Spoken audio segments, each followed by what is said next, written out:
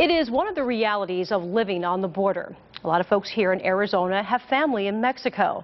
Some in the really violent parts where a family get-together can be a real risk. The Castro family knows that firsthand. They went to Juarez to visit relatives this month and lost a loved one to a violent attack.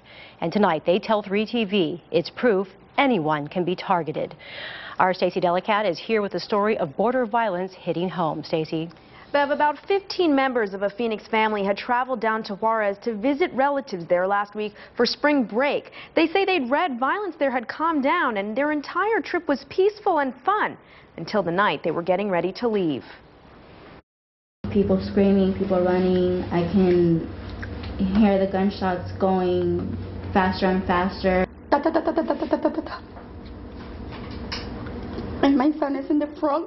GRACILA Castro and her children were getting ready to return home to Arizona from a trip to Juarez, Mexico to visit family last Thursday night when a group of strangers drove up to their house and opened fire, shooting GRACILA's son, 26-year-old Phoenix man Josue Reyes Castro. When police arrived, GRACILA had to beg officers to take her dying son to the hospital. My son, I need help.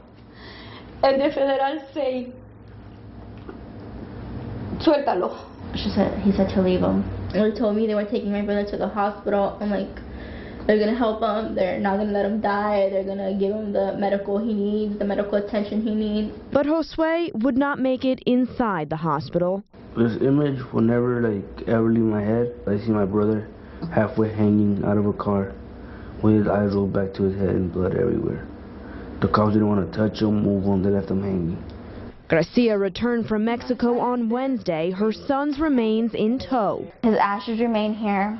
Josue was studying to be a mechanic and had plans to marry his longtime girlfriend. Now his family is left with memories and questions. We don't know why. We have no reason. Our families are hardworking family as any other family. And they have little hope Josue's killers will ever be caught. What they're doing right now is just having this, we haven't found anybody, case closed. It's not only me. It's not only my family. Yeah. It's a lot of families. I say only I need the justice for my son and for everybody.